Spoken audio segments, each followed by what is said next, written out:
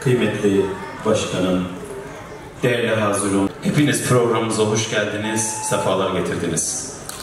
Bugün Kudüs'ün Haçlı işgalinden kurtuluşunun 837. yılı. Programımıza Kur'an-ı Kerim tilavetiyle başlamak istiyorum.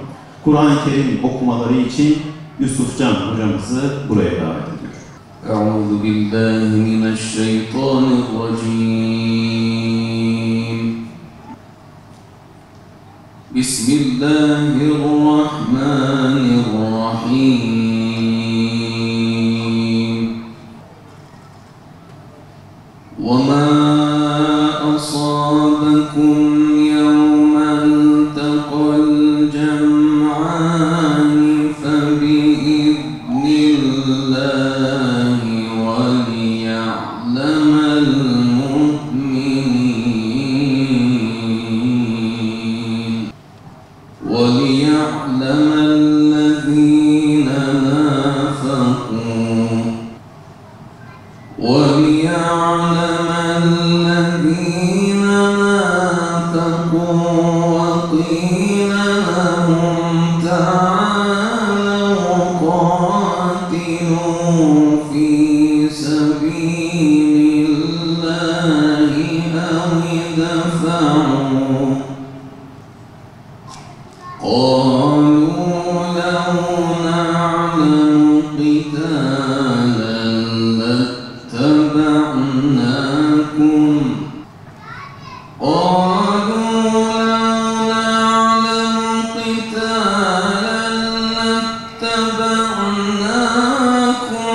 هم للكفر يومئذ أقرب منهم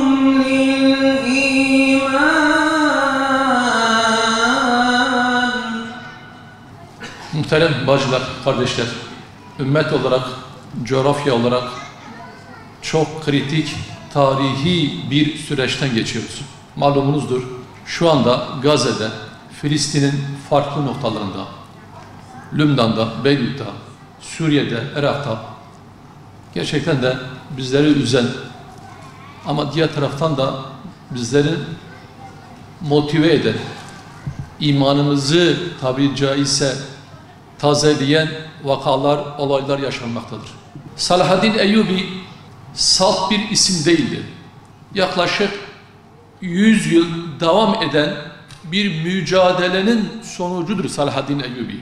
Ulemasıyla, devletiyle, halkıyla, kadınıyla, genciyle, bütün ümmetin kadrolarıyla desteklenen bir Salahaddin var.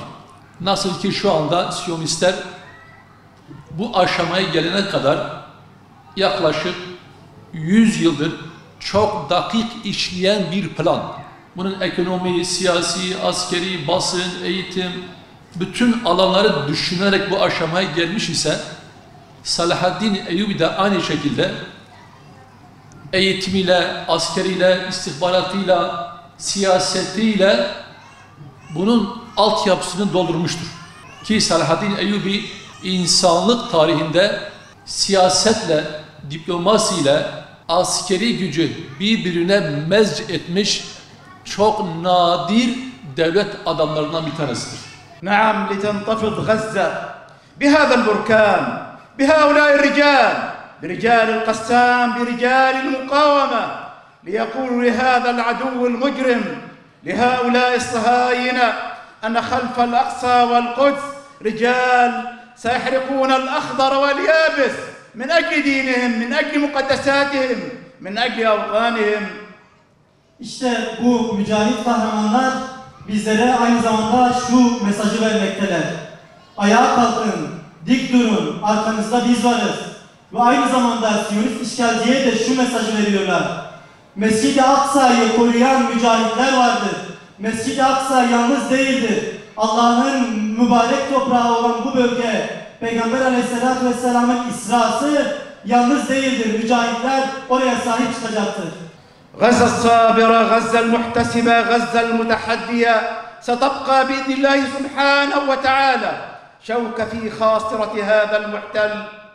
İşte bu bahsettiğimiz sabrın, azmin, kararlılığın örneği olan Mescid-i Aksa sürekli ayakta duracaktır ve kesinlikle yere düşürülemeyecektir.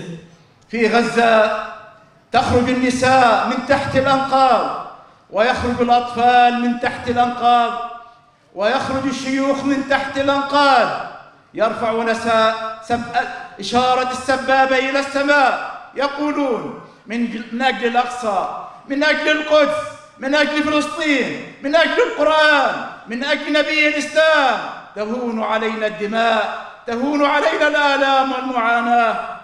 İşte o Mescid-i Aksa ki maalesef bayanlar, kadınlar o enkazların altından çıkmaktalar.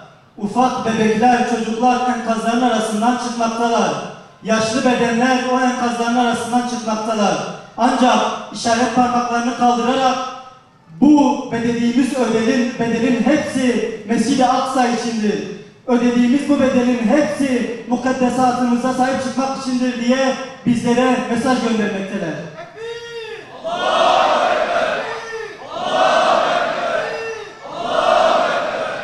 غزة هذه المدينة الصغيرة وهي نقطة على خريطة العالم وخارطة العالم تتحدى هذا المحتل. في غزة أكثر من 50,000 شهيد وأكثر من 100,000 جريح. في غزة هدمت البيوت، هدمت المساجد، هدمت المستشفيات، لكن غزة صابرة محتسبة متحدية. Bu Gazze'ki haritadan baktığımızda belki görünemeyecek kadar küçük bir toprağı kaplamaktadır. Ancak bu topraklar Siyonist işgalciyi tehdit etmekte ve onu ürkütmektedir. Ve bu topraklardaki bu Müslümanlar, bu topraklar bize şu mesajı veriyor. O Gazze ki o Siyonistleri titreten yerdir. Bize bu mesajı en gür sesiyle sürekli dile getirmektedir. Burası bir İslam yurdudur. Ve bir İslam yurdu bir daha Darül Küfür olmaz. Elbette kardeşler, bir İslam yurdunun üzerinde yerleşik olan topluluklar vardır. Bugünkü Filistinliler gibi, bugünkü Lübnanlılar gibi yerleşik olanlar var. Ama birilerinin yerleşik olması diğer Müslümanların orayla ilgili haklarını da vazifelerini de bertaraf etmez. Aksine eğer bir İslam yurdunda oranın yerleşik halkı, oranın mukimleri orayı ihmal ediyorlarsa oraya sahip çıkmak bütün ümmet için bir farz-ı kifayedir. Oraya için mücadele etmek zorundalar. Kaldı ki Kudüs bizim mukaddesatımızdır. 3 mescitten biridir. Yakın bir dönemde bir rivayetle karşılaştım. Dehşete düştüm. Baktım ki bizim bu Ehl-i Sünnet akidesiyle ilgili kitapların tamamına bir şekilde bu var. Deniyor ki Resul-i Ekrem sallallahu aleyhi ve sellem ruhunu Rahman'a teslim ettiğinde ashab onu nereye defn edelim diye müzakere ettiler. 3 yerden bahsedildi. Medine-i Münevvere, Mekke-i Mükerreme ve Kuds-ü Şerif kardeşler. İlgili kaynaklarda geçiyor. Resul-i Ekrem sallallahu aleyhi ve sellemin o mi'raç noktası aynı zamanda defin noktası. Manen siz Resulullah'ı orada düşünün lütfen. Olabilirdi. Kabri bugün orada olabilirdi. Ve bu dünyanın en mel'un topluluğunu orayı istila ettiğini düşünün kardeşler. Mesele bu kadar bizimle alakalıdır. Ama bize ait olması kardeşler, bazen bize aitlik meseleleri biraz amme malı haline getiriyor. Yani bizlik aynı zamanda umarım anlatabiliyorumdur. Bizlik olması bir tür sahipsizlik anlamına da gelebiliyor.